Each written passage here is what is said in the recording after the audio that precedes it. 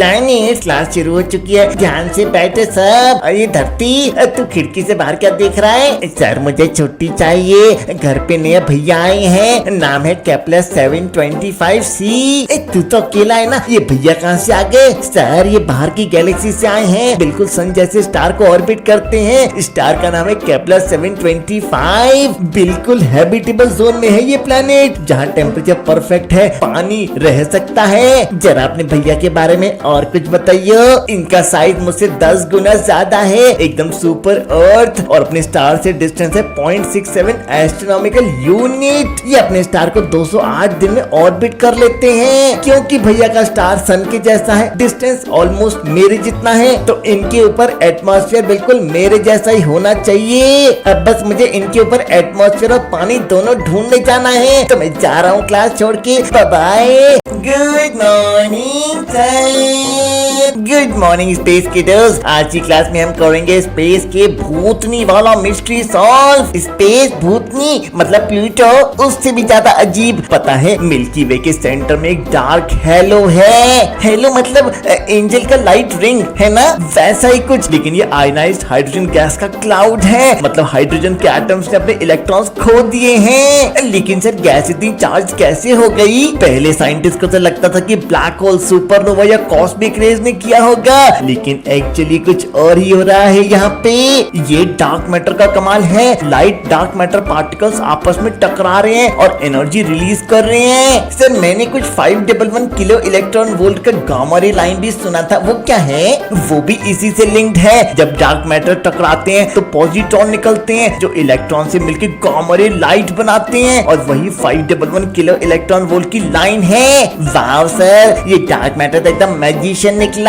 Good morning class. कल मैंने homework दिया था मेरे ऊपर एक पोएम लिख के लाने का। कौन कौन लाया है? सर मैं लाया हूँ। चलो सुनाओ फिर। सन हमारी माता है, हमको कुछ नहीं आता है। अर्थ ये क्रिएटिव था, लेकिन मार तुम सुनाओ। सर पोएम तो नहीं है मेरे पास, लेकिन मैं सबको सन के टूर पे ले चलता हूँ। सबसे पहले सन का साइज सुनो। उसके अंदर 1.3 मिलियन अर्थ फिट हो सकती हैं। फिर भी उनको मीडियम साइज स्टार बोला जाता है। सन का जन्म हुआ था 4.6 बिलियन ईयर्स पहले। उनके कोर में हाइड्रोजन हीलियम में कन्वर्ट होती है। ये प्रोसेस न्यूक्लियर फ्यूजन कहलाता है, और एनर्जी इतनी निकलती है जैसे 6 ट्रिलियन हिरोशिमा बॉम्ब्स हर सेकंड फट रहे हो। पता है सन के अंदर एक रेडिएटिव जोन होता है, वहाँ फोटॉन्स का सफर बहुत मुश्किल होता है। वो बार बार एब्जॉर्ब और रीएमिट होते हैं, और सुनो उनको सरफेस तक पहुंचने में 1 लाख साल तक लग जाता है। सन के पास 6 लेयर्स हैं: core, radiative zone, convective zone, photosphere, chromosphere और corona.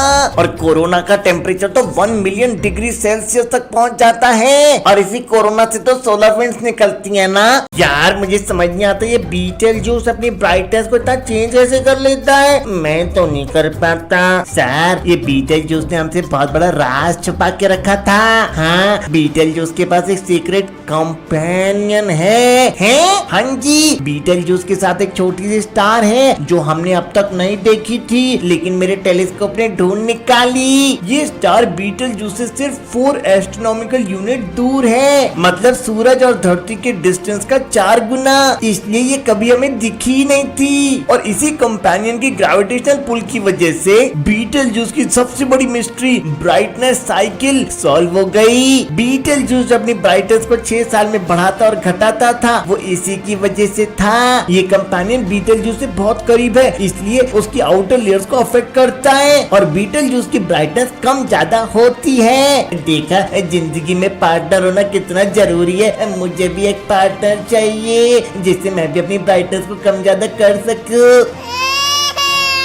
Good morning class. Sir हमें बताओ ना ब्लैक होल के अंदर क्या होता है? देखो इसका कोई पक्का आंसर नहीं है, लेकिन इसमें बहुत सारी पॉसिबिलिटीज हैं। सबसे पहले worm holes and white holes. Scientist कहते हैं कि ब्लैक होल के अंदर वर्म होल्स हो सकते हैं, कि एक तरह के स्पेस टनल होते हैं जो एक जगह को दूसरी जगह से कनेक्ट करते हैं, जैसे shortcut. Worm hole black holes को व्हाइट होल से कनेक्ट करते हैं। जहाँ ब्लैक होल सब कुछ अंदर खींचता है, व्हाइट होल सब कुछ बाहर निकालता है। दूसरी थ्योरी है कि हमारा पूरी यूनिवर्स एक ब्लैक होल के अंदर ही बना है। जब एक ब्लैक होल बनता है ना तो वो एक बेबी यूनिवर्स क्रिएट कर सकता है और उस ब्लैक होल के स्पिन नई यूनिवर्स की प्रॉपर्टीज डिसाइड करते हैं। जेम्स वेब स्पेस टेलीस्कोप ने अर्ली गैलेक्सीज का डेटा देखा। ज्यादातर गैलेक्सीज एक ही डायरेक्शन में रोटेट कर रही थी। ये रैंडमनेस के अगेंस्ट है और शायद ये उस मदर ब्लैक होल के स्पिन का निशान है जिसने हमारी यूनिवर्स को बनाया है। और पता है हमारी यूनिवर्स किसी ब्लैक होल के अंदर है। इस थ्योरी को हम कहते हैं श्वार्ज़चाइल्ड कॉस्मोलॉजी। तो दोस्तों ब्लैक होल के अंदर सिर्फ डार्कनेस नहीं, नए यूनिवर्स के सीड भी हो सकते हैं। Worm hole, white hole, multi universe possibilities endless हैं।